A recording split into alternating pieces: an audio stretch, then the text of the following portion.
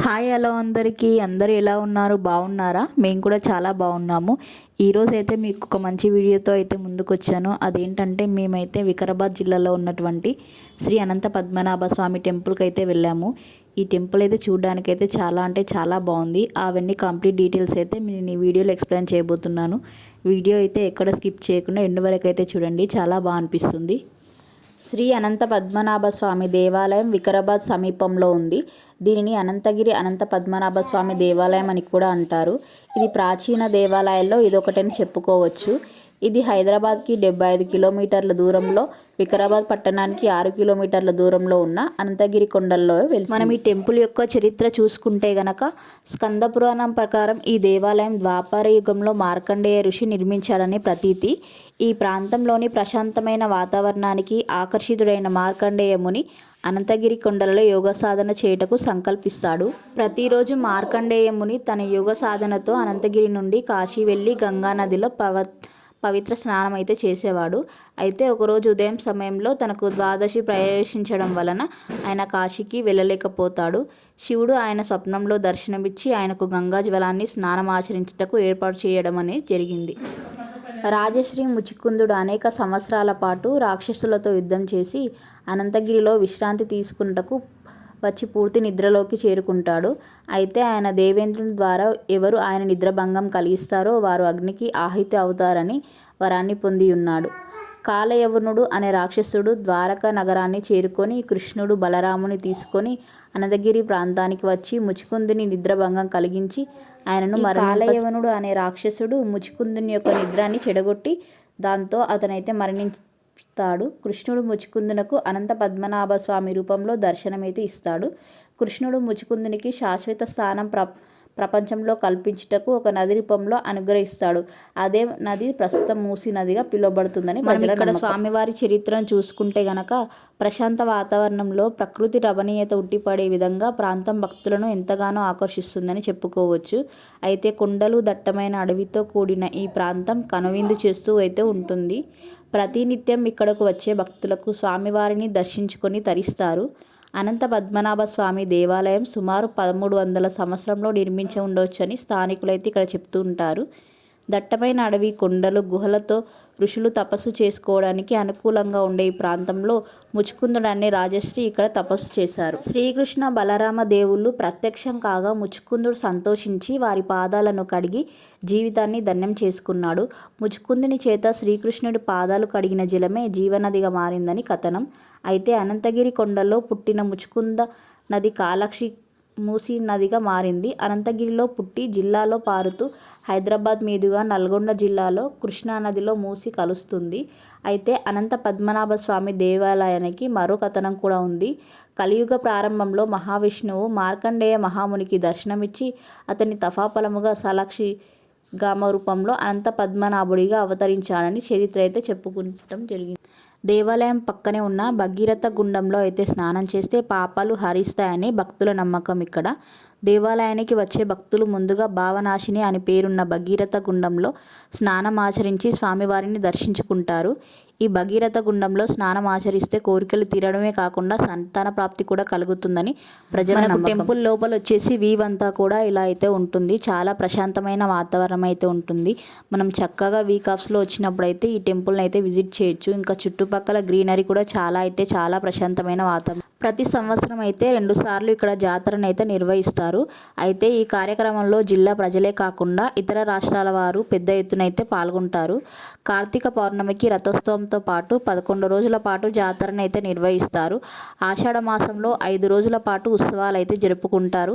ఈ ఉత్సవాలకు జిల్లాలకు చెందిన ప్రజలే కాకుండా పరిసర జిల్లాలైన హైదరాబాదు, మహబూబ్ నగర్, మెదక్ల నుంచి కూడా జనాలు అయితే తరలి వస్తారు.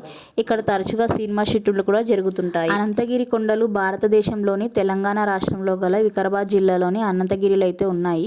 ఈ కొండల పైనుండి నీరు ఉస్మాన్ సాగర్, అనంత సాగర్ ప్రవహిస్తాయి. ఇది తెలంగాణ రాష్ట్రంలోని అతిపెద్ద దట్టడివి అని చెప్పుకోవచ్చు.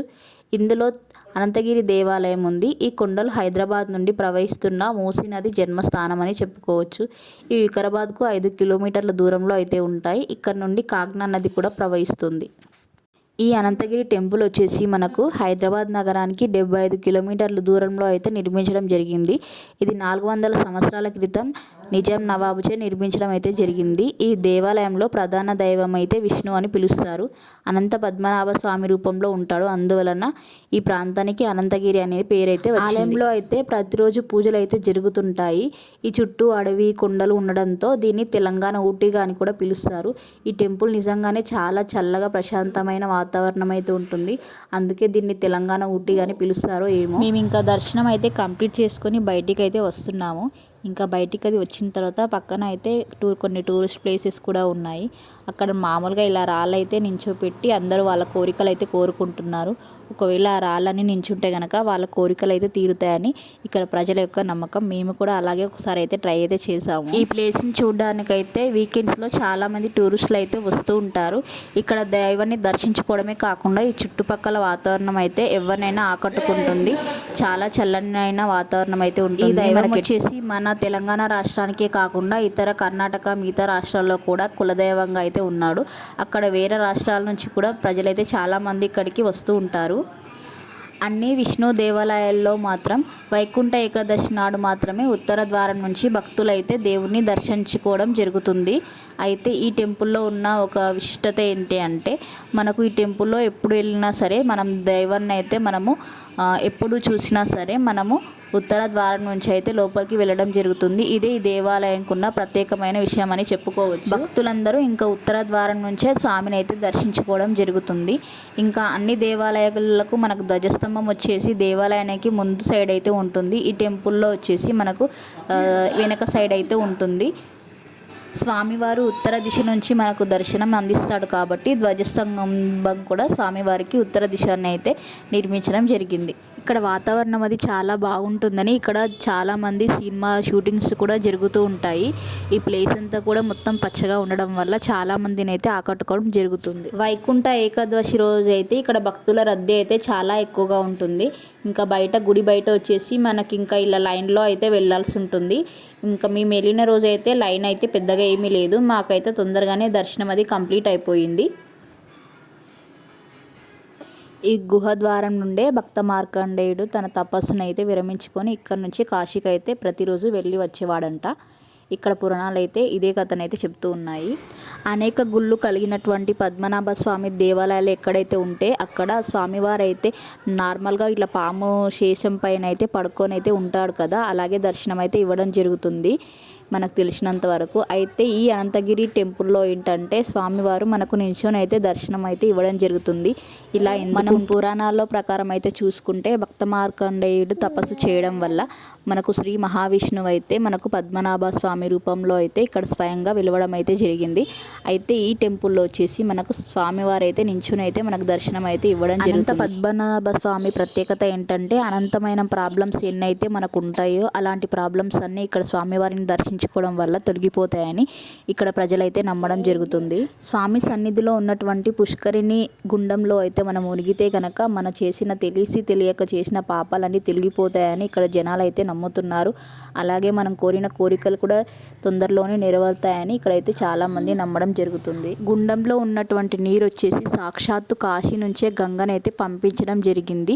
పురాణాల ప్రకారం అయితే భక్త మార్కండేయుడు జపం చేయడం వల్లనే గంగా నది అనేది ఇక్కడికి రావడం అయితే జరిగింది. చాలామంది భక్తులు మోక్షం కలగడానికి కాశీకి అయితే వెళ్ళి గంగా స్నానం అయితే చేస్తూ ఉంటారు. అలా వెళ్ళలేని వాళ్ళు ఇలా అనంతగిరి టెంపుల్కి అయితే వచ్చి అక్కడ ఉన్న గుండంలో అయితే స్నానం గనక చేయగలిగితే మనకు కూడా మోక్షం కలుగుతుందని చెప్తూ ఉన్నారు ఇక్కడ పూజారులు. ఇక్కడ స్వామివారికి ఒక వ్రతం కూడా జరిపిస్తారు చాలామంది భక్తులు. ఆ వ్రతం పేరు వచ్చేసి అనంత వ్రతం. ఈ వ్రతం వచ్చేసి వంశపారంపర్యంగా చేసుకుంటూ ఉండాలి. ఒక్కసారి కనుక ఈ వ్రతం మనం చేపట్టితే అది మన వంశం మొత్తం చేస్తూనే ఉండాలి. ఇక్కడ పూజారులు అయితే ఈ విషయాన్ని మాకు చెప్పడం జరిగింది. టెంపుల్ టైమింగ్స్ వచ్చేసి మనకు మార్నింగ్ 6 గంటల నుంచి మధ్యాహ్నం 1 గంటల వరకు అయితే ఉంటుంది. మళ్ళీ అలాగే సాయంత్రం 4 గంటల నుంచి రాత్రి 7 గంటల వరకు అయితే ఉంటుంది.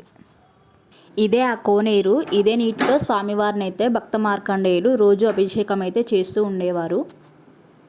ఈ కోనేటికి అయితే ఒక ప్రత్యేకత కూడా ఉంది. ఈ కోనేటిలో ఉన్న నీరు అయితే ఎప్పటికీ అయితే మొత్తం అయితే కంప్లీట్గా అయిపోవంట. ఎప్పుడు చూసినా ఖచ్చితంగా ఇందులో వాటర్ అయితే నిండే ఉంటాయి. ఈ కోనేటిని వచ్చేసి అప్పుడప్పుడు దీన్ని కొంచెం క్లీన్ అయితే చేస్తూ ఉంటారు. స్వామిని దర్శించుకోవడానికి వచ్చిన భక్తులైతే ఇక్కడ ఈ నీటితోనే స్నానాలు అవి ఆచరించుకొని బట్టలు అవి చేంజ్ చేసుకొని ఇంకా స్వామిని దర్శించుకోవడానికి లోపలికైతే వస్తుంటారు. మనకు ఈ టెంపుల్ దగ్గరలోనే మనకు చిన్న శివాలయం కూడా ఉంది. ముందైతే ఒక ధ్వజస్తంభం కూడా ఉంటుంది. నేను వీడియోలో చూపిస్తున్నాను చూడండి. మేము ఇంకా లోపలికి వెళ్ళి ధ్వజస్తంభం అయితే మొక్కేసి ఇంకా లోపలికి వెళ్ళి చిన్న శివలింగానికి అయితే పూజలు అవి చేయించి దర్శనం చేసుకొని కూడా బయటికి అయితే వచ్చాము. ఇది ఈరోజు నా వీడియో వచ్చేసి. నా వీడియో అందరికీ ఎలా అనిపించిందో అయితే నాకైతే ఒకసారి కామెంట్ బాక్స్లో అయితే కామెంట్ చేయండి. నాకు ఈ వీడియో కనుక మీకైతే నచ్చితే లైక్ చేసి షేర్ చేసి సబ్స్క్రైబ్ అయితే చేయండి. కొత్తగా నా ఛానల్ చూస్తున్న వాళ్ళు ఎవరైనా ఉంటే నా ఛానల్ని సబ్స్క్రైబ్ చేసుకోండి. పక్కనే ఉన్న బెల్ ఐకాన్ అయితే క్లిక్ చేయండి. మరిన్ని మంచి వీడియోలో అయితే మళ్ళీ కలుద్దాం. Thank you so much for watching.